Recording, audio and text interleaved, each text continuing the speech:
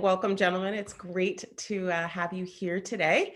I guess what I would like to do just to get started, everyone's heard your names and a brief background, but what would be probably most helpful before we begin and really dive into this conversation is for each of you to give me just a brief overview of the work that you've been currently doing to provide some context for those who are watching and maybe give some insight into who's going to be sharing as this part of the panel. So John, I am going to start with you. Give us a brief overview about what's been going on and what you've been doing as of late. Well, what I've been doing as a father of 7, aged between 35 and 9, is being a taxi driver, a bank manager, looking after children, going shopping, feeding kids, and in this lockdown period, spending a lot of time with the family. Obviously, I work in the media. I'm an ambassador for Liverpool, so I do a lot of ambassadorial work. And of course, ambassadorial work now for Premier League clubs means that once upon a time would be very local, whereas now with the reach of the Premier League, I've been traveling to India, China, Australia. I've had 280 flights in 2 years. Went to South Africa 1 week every month. So I've been very busy, of course, but in the last 3 months because of the pandemic, I've become a keen gardener at home. Wonderful, wonderful. Aaron, you are on the West Coast of the United States, working with Black Arrow. Can you tell us a little bit about what is the work that you've been doing as of late? Yeah, so Black Arrow FC is a platform that's dedicated to the intersection of soccer and Black culture. So we exist to tell the stories of Black soccer players, Black soccer culture, and overall using soccer as a way to reconnect the diaspora. The latest project that we did was a partnership with the Black Players Coalition of the MLS. So we released a short documentary telling the story of their protest in Orlando, where 170 players came out on the field and protested all at the same time. And that came with individual interviews with each player, with select players from the Black Players Coalition, just about their experience with racism and highlighting some of the things that they're doing to try to combat that. Wonderful. And Troy, how about you? So head of development at Kick It Out. Kick It Out, football's equality and inclusion organisation, charity. That's been running now for 27 years. My specific role is around education. So providing education predominantly into the academy environment. So anything from the players, 9s to 23s, staff and parents, but also obviously talking a lot on the issues that still exist today and what football can do more to eradicate them. Just during this period, it's been a lot of these calls, a lot of Zoom calls, a lot of providing that education in a different way and also providing interviews in a different way. But the most important thing is that we continue to have not only these important conversations, but obviously the actions that now have to run alongside it, actions that we've been waiting for, unfortunately, for far too long. Right. You mentioned action. John, I want to kick it over to you. You've been around the game quite a while, quite a long time. How have you seen things evolve with regards to racism in this conversation we're having in 2020? And why are we continuing to have this conversation now? Might this year be any different given what you've seen? Well, nothing much has changed. Obviously, what's happened is that it is now much more highlighted and it's acceptable to highlight it. Not just obviously with the George Floyd situation. You can look at the footballers now taking a knee. You can look at Lewis Hamilton. You can look at sportsmen who are now front and center of the fight against racism. But it has to be a situation in society, because when the whole taking the knee and the George Floyd situation, not just happened in America, but when it got the full support of everyone in England, the media, Good Morning Britain presenters, everybody 6 weeks ago were at the front and center of the fight against it and spoke about keeping the conversation going. Now, for me, that conversation is now gone. The only people who are continuing it are the footballers taking a knee, are Lewis Hamilton, are the cricketers, and it seems that society is absolving itself of responsibility to not only keep the conversation going, but to come up with a solution. Because it's very easy just to point the door at sports or high-profile actors or singers and say they're the ones who have to. But until we continue it, not only continue it, to come up with a solution rather than just highlighting it. Now, this taking a knee, I mean, Troy would have been around when it started in Europe, whereby European teams used to pass along, say no to racism. That was over 10 years ago. And now they're still doing that and nothing has changed. So highlighting it is very good. Continuing the conversation is very good, but nothing much done tangible in terms of necessarily changing things is being done. So you said it feels like it's a changing point now, but I felt like that in the last 20 years every time something like this happens. Right. Troy, to you, you said that you're having different conversations. What is different, if at all, or to echo what John's saying, is it just much of the same?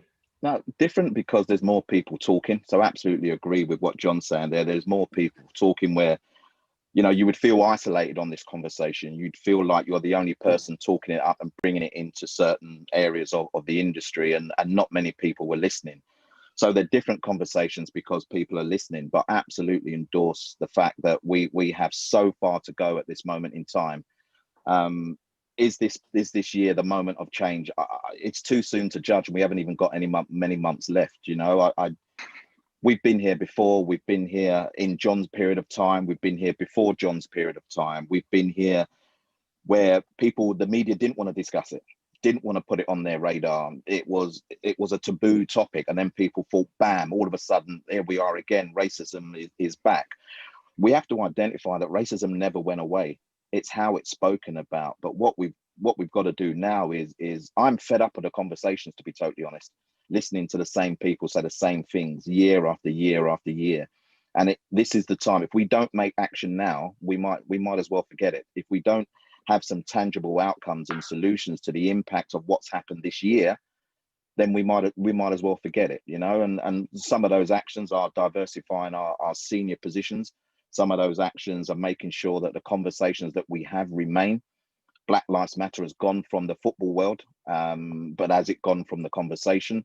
Now there's topics of conversation about whether the players should be taking the knee or not. So it just seems like that there's this diluting of the conversation without really homing in on the real tangible targets that need to be set. There'll be more said about that next month when the FA come out with their football leadership code, and I think that will be a real point of where people will look and see how that leadership code may define what football does as an industry. Makes a lot of sense. Aaron, over to you. And actually, before we toss it over to you, I want to welcome our newest guest, Paulo de Mariz Rozeira. Hopefully I pronounced that correctly. That's close enough. He's the Director of Legal Affairs at Liga Portugal. And we will get to you in a moment, Paulo. But Aaron, to you, what are you hearing, seeing, experiencing in America? Is it the same in the United States as John and Troy are echoing in terms of maybe a lot of high profile attention and now things falling off? What's been your experience? I think the context for here in the United States is just that soccer is not as popular of a sport, right? So the players here don't have as much influence in society, don't have as much of a voice. So, and one of the challenges for soccer in America is that a lot of the press often don't write about soccer until something racist happens. And so, you know, there's a lot of people in America that will say, oh yes, you know, soccer, that's that racist sport that, you know, that they play in other places of the world. So, you know, the people that are leading the charge here are, you know, the NBA players are, if you wanted to kind of compare, you know, who are the Raheem Sterlings of the US, obviously you have the LeBron James and the NBAs, you know, and if we're looking at what does the future look like, I think the NBA actually is a really good model of a corporation and a media outlet that has really truly incorporated Black culture foundationally into everything that they do. So, you know, you could turn on any NBA game and it's not abnormal to have 3 Black announcers. You know, nobody would even scratch a head, right? So I think some of it is, you know, normalizing that culture, and I think it's important to just understand that racially the dynamics here in the U.S. are very different than they are in other parts of the world, just because of Black people's role in the founding of this country, where in other parts in Europe, you have more of an immigrant experience. So yeah, it's definitely different. And I think what's starting to change now is that a lot of the Black players and the Black media people are now much more connected with one another and are starting to, plan about how we can work collectively. And I think that's hopeful. Paulo, to you, in working in legal affairs in Liga Portugal, what is a league or a federation's role in this fight against racism from a 30,000-foot view, high-level perspective? So we have a huge role to play here, because not only do we set the example, but also we set the rules for the people to behave on pitch and in the benches and in the stands. So we were a bit behind this. This was not a concern we had, because we didn't have many high-profile incidents.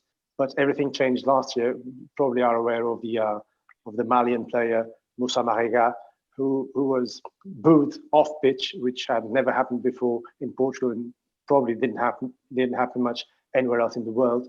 And while this was not a concern, this was news all over the world. I did a quick research the other day, and this was on Sky, on Al Jazeera, on CNN, on ESPN, BBC, Daily Mail, France 24, NBC. Well, everywhere in the world we were noticed, and that's not the sort of publicity we're looking after.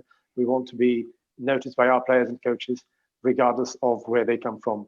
And so we decided to take immediate action on this. COVID intervened, so we dealt with the problem on a video conference model and came up with regulations based on FIFA's 3-step procedure to ensure that the match will not, that the player will not be prevented from ending a match because of racial insults and slurs. So we adapted the UEFA rules, and now we implemented it for the current season. And if this sort of situation happens in one of our stadiums, the referee will stop the play, the announcement will be made, and ultimately the stands will be emptied, or at least the stands where these sorts of behavior are taking place will be emptied, and the match will resume with no public. On top of this, there will be disciplinary action, and the club will be prevented from organizing matches with public for a number of matches. This is the role we can play, and we are willing and able to play, and we did it hoping that this procedure doesn't really take place. So we are already also taking measures on an information and education level. This takes place every match. On the organizational meeting, a statement of the league board is read out, detailing the sort of behaviors that will not be tolerated, and if they take place, this procedure will be enforced. Thank you, Paulo. And I understand that a league has to, take these measures in response, perhaps, or has to take these punitive measures if action has already occurred. But my hope is that we can get to this place where this isn't an issue and we're not having to respond in a punitive way, but actually doing some proactive things to make things better. So Troy, to you, you've been on the forefront with Kick It Out and doing education. What are some of these proactive solutions or steps that we might be able to take in football that don't have us leaving it to federations or clubs or academies to have to take these punitive measures because racism has already occurred?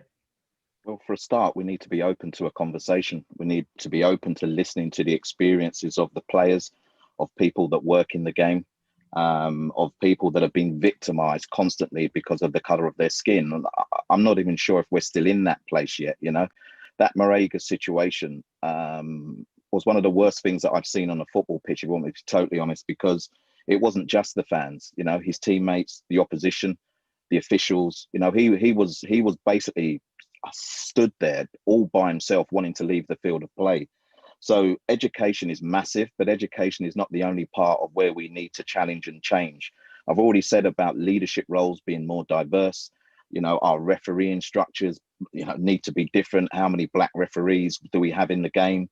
Why are they not wanting to be in the game if that's the case. What are coaching levels looking like, coaching staffs? There's a whole amount of different kind of issues that need to be addressed across football worldwide. It's not just football in England, it's football worldwide. Why is there's apparently a lack of opportunity, but yet the pipeline is there in terms of many that have taken their coaching badges, or many players who are transitioning out of the game feeling that the game is not for them because it doesn't embrace who they are or their type of skin color. These are the questions that we need to keep asking ourselves in trying to provide those solutions. And I think, just picking up something that Aaron said there, that, you know, it's taken a long time for players in England to be able to be vocal and talk about their experiences, a very long time. I think we're maybe getting to a space where the players do talk more proactively and maybe taking a stance. John has mentioned what Lewis Hamilton has done in Formula One, and I look at how that's gone down with certain figures and maybe not as positively as what Lewis wanted to be. So as a collective, as a sports industry, we need to keep continuing to highlight these situations and keep working with each other. Football doesn't seem to work closely together. I'm not for the step protocol, to be honest, because I think you're giving people free opportunities to be chucked out of the stadium for racially abusing. You know, we saw it in England, in the England game out in Bulgaria, where, you know, there was a stadium announcement, and like Paulo said, there was an opportunity there to take the players off the pitch. England didn't want to leave the pitch, but that should have been overridden by the actual laws of the game, and the racist abuse continued to happen. So there's many things that we seem to get to the butt of the situation and then not follow on further with maybe the actions that are needed. So there's quite a lot in what I've said there. I mean, we can pick the bones out of that, obviously, as we continue. Yeah, we're certainly not going to solve all of these issues in the next 16 minutes. But as you mentioned, we can try to take one or two steps forward here. John, question to you. You've been a manager, you've been a footballer, a manager, now a pundit. What's been the experience, and what should the role be of the manager in this fight? And then perhaps what should the role of the pundit be as well in this fight against racism? Just before I talk about that, I want to pick up on what Paulo said, and Troy and I have had discussions about this before. The problem you have when you're trying to make racism illegal rather than making people know why it's wrong to be racist is that it's difficult to enforce. So with the player in Portugal, and we've had incidents in England where Rudiger, for example, who played for Chelsea, thought he was racially abused, and he was willing to walk off the pitch. And as it turned out, he wasn't racially abused. He was abused. So you're allowed to abuse football players. If the whole stadium boos a black player, that is not illegal, because booing is not illegal. Whereas racist abuse is illegal. So then you're coming into what is racist abuse, what is not. So that is where you have to be very careful when you're talking about either walking off the pitch, or you're talking about fining clubs, or you're talking about matches being abandoned, where you leave yourself open to a lot of things whereby people, from a betting perspective, from the point of view of maybe a different fan who supports another club, goes to another stadium. So it's difficult to enforce from a legal perspective. Now, from my perspective, you asked me about playing and management. What is the manager's role? The manager's role is to win a football match. That's the manager's role. Because you can see with Queen's Park Rangers, who's got a black sporting director and a Malaysian owner, they're very diverse. They may not be taking the knee now. That doesn't mean that they don't support racial injustice or the Black Lives Matter movement. So from a manager's perspective, what does he do? Because if a manager, and Troy will understand this, if a manager is going to come down hard on either his players or his fans, he's not going to be in a job. And we're going to pat him on the back and say, well done. But he's going to get the sack because the fans won't support him.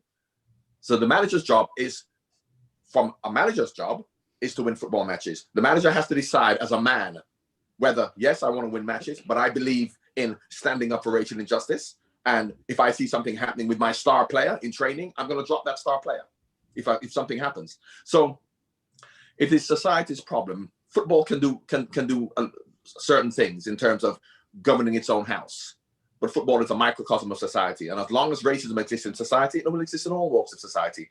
But we're trying to compartmentalize it and take it out of society and say, we can deal with this without society's compliance. And it's impossible, because before you're a racist football fan, you are a racially biased member of society 99% of the time. When you come to vent your racial bias at a football match, that's for 1 hour every week. What do you do for the other 6 days? And that's what we have to tackle. Now, football can do nothing about that.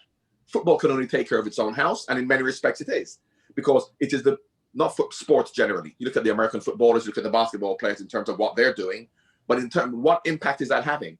And I know I don't want to go on for too long, but I'll just mention this. When we talk about the impact footballers can have, when you look at NBA basketball players saying that they're going to boycott matches until they have change, do you think a racially biased policeman who's in a dark alley or he sees a black man running is going to say, if I stop this black man and arrest him, the Lakers aren't going to play the Knicks?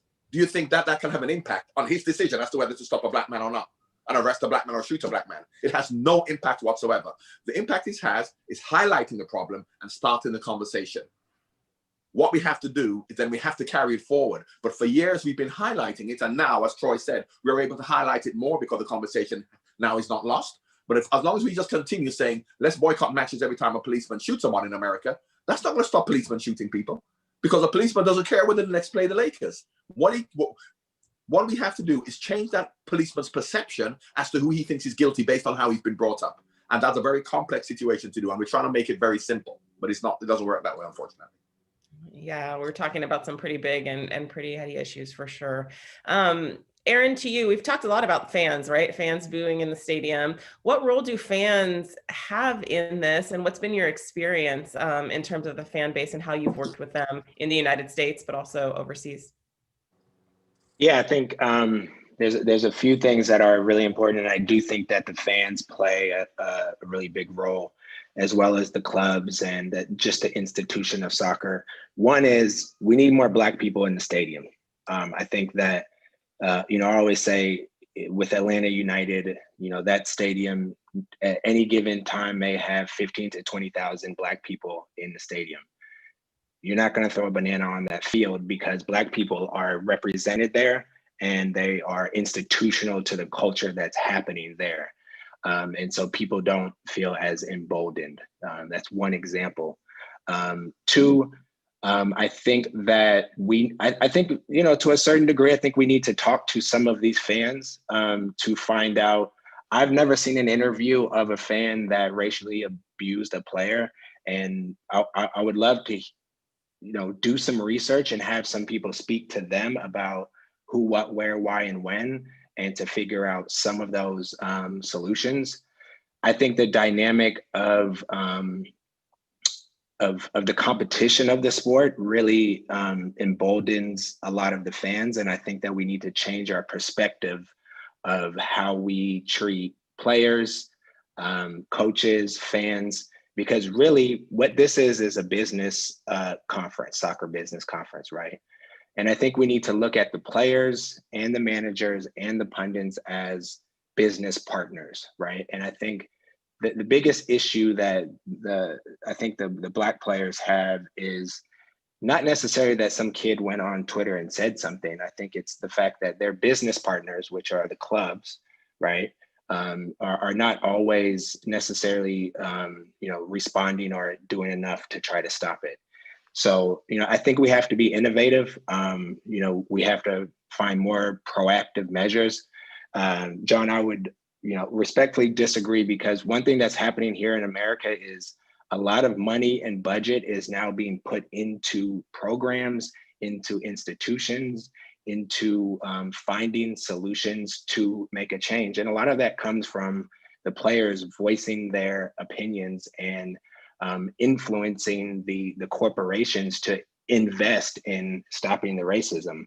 And there are, even within the police forces here in the United States, a lot of them now are changing some of their practices. They're reinvesting in more training. So I agree that it's not up to the players, but I think there's a lot of investment right now that's happening in the US, from the tech companies, to Netflix, to Facebook, in bringing Black people up to a point where we can then have more influence and try to make things better.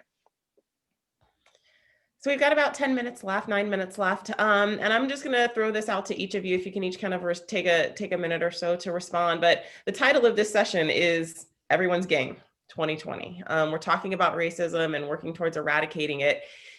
Is this truly everyone's game? And in football, are we doing enough to take steps forward to eradicate racism in our game? So Paulo, I'll start with you if you don't mind. Yeah, sure. I have to agree with Aaron. There's loads that we can do institutionally. Of course, we won't change society with regulations in the Portuguese league, and this has to be something that the whole of society embraces and realizes that. But when discussing these matters, I always go back to an 18th century document which stated that we hold these truths to be self-evident that all men are created equal. And of course, there's issues with this formulation as well, because we know that men was not intended as we now understand it today. It's every human being. And we know that there are issues with the creative part. But the one I really go back to is the self-evident. We don't have to justify that football is a game for everyone. It's implicit. It should be implicit. It should be self-evident that football is for all people's races, creeds, sexual options, and we have to respect everyone the right to play our game.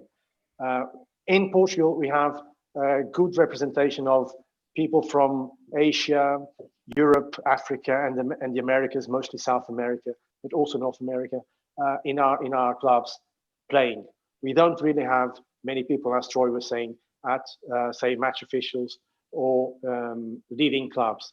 We have some diversity, but not as much as we would like. But this is something that we have been working on, both on the regulation part, also on the education part. And of course, this has to come from society, but we have our small part to play. Thank you. John, is this everyone's game? Yeah, I'm a study of history. The Magna Carta, 1066, when a group of elite people lobbied the kings for more power for them to help the masses. The French Revolution, American civil rights, the Civil War. When you have an elite group of people who are purporting to represent the masses and say, you give me power and I'll help you up. This is not the first time this has happened. And we feel the solution to that is to get more people in power, and that will help the masses. Now, you look at how we talk about racism getting worse in society. It's getting better for some people in terms of people being given positions and having positions. And the only way you can do that is through education. What education is that? Is explaining to people why it's wrong to be racist, why it's wrong to be racist. Passing laws cannot stop people being racist because there are ways around that laws. In Portugal, if the whole stadium boos a black player, you cannot stop that game because booing is allowed. So as much as we're talking about passing laws and legislation to change things, laws and legislations can change nothing because there are always ways around it. Now, from a footballing perspective, let's talk about racism in football. In England, proportionately, there are many more black players than white players earning money. Which other industry gives a black person an opportunity to earn the same amount of money as a white person and doing the same job? When a black player takes a shot, they don't make the goalpost smaller. Do they do that in life for black people? Yes, they do. When a black player gets the ball, there aren't 15 players playing against them. So when you talk about racism in football, there are two aspects to it. There's racism in the industry of football, bananas coming on the field, racial abuse, or the game itself, where the black players are playing the game of football, whereby in sport, in athletics, in boxing, you talk about equality, whereby you cannot stop a black player, a black sportsman, Usain Bolt. Usain Bolt doesn't start 10 meters behind a white man. But in life, it happens. But what we're doing is focusing on sport, not on life. And what will happen is that there'll be an elite group of people who will then get positions because this is what we're actually doing, rather than looking at the problem. We have to change our perception of the average black person. Obama was president of the United States how long ago? Things should have got better. We had a black president. Frank Rijkaard won the Champions League 15 years ago. If we feel that the solution is to get a black person in a better position, and that will help 99% of black people who are disenfranchised, we're misguided and mistaken. We have to change the perception of the average black person down below for anything to change. Aaron, any final thoughts from you on this being everyone's game? Yeah, I would agree with him in the sense, because I myself just started falling in love with the game maybe about 4 years ago. And so I come from a world where you never looked to, I didn't come from a world where someone said, hey, there's a problem with racism, let's go look to soccer to fix it. So I think there's definitely a lot of credence to what John is saying. I think that because of the influence that football has and because of the money that has, I think the solution is the institutions working directly with, you know, the nonprofits, the anti-racism, the people that are doing the work outside of the sport. Because one of the problems is oftentimes when teams or leagues are trying to solve problems, they're trying to solve it as a brand, right? I think if you take out, you know, the brand and just work directly with the people that are in the grassroots, and you know, spending your money, donating your money. If, for instance, Portugal, the legal affairs, right? Do you have lawyers that can go work on, you know, immigrant cases for Africans in Portugal? That has nothing to do with La Liga, right? So I mean, the Portugal League. So I think using the resources directly to the people that are doing the grassroots organizations that are doing the work can really go a long way. Makes a lot of sense to me. And finally, Troy, to you, what are your thoughts on how to continue to find some of these solutions and truly make this everyone's game? Well, listen, it's and the thoughts of everybody have been spot on, to be honest. So there's no kind of argument from my point of view. It's never been everyone's game. You know, the entertainment side on the field, yeah, it's got a lot better, hasn't it? Over the last 20, 30 years, we've seen better representation. Although, you know, an Asian colleague of mine will tell me there's still no Asian players. There's still not enough representation there. There's still not enough representation of black players in our WSL, so female players. So we have that issue still, but the entertainment side of it, which people call it, is a lot better than everywhere else around the game. And I think football has to take on its responsibility that it has. You know, it can impact on society. We do a lot in the communities. The game does a lot in the communities in terms of helping people understand, you know, different cultures, different religions, different backgrounds. The Kicks project that's run by the Premier League. And, you know, a couple of years ago, I probably wouldn't have mentioned those or said those, but I've seen the impact of some of those and how it has influenced the next generation to accept everybody for who they are, for what they can be and for what they can bring. But again, I'll focus on the senior side of the game and how we can better influence there. I mean, John's right. It's not just about putting a black person in a position of authority as such, because it's not just about that, but we have to look at the game and realize that we have issues and problems that we need to address. And I'll be looking at the game and wondering, you know, what impact it's going to have over the course of this season, to be totally honest. And then, you know, maybe we pick this up again. But Raheem Sterling, everyone was talking about Raheem Sterling in 2018, whether that was a seminal moment, and has a lot changed since then? I'm not quite sure it has. Thank you, gentlemen. I appreciate the insight. I appreciate the conversation. I too agree with you that we certainly have a long way to go to make this everyone's game, but hopefully we can continue this conversation, turn this conversation into action, and maybe one day not too far from now, we'll be sitting here a little happier, a little better, and have made progress. Thank you guys so much for joining us with this Soccerex session. Have a wonderful day wherever you are in the world.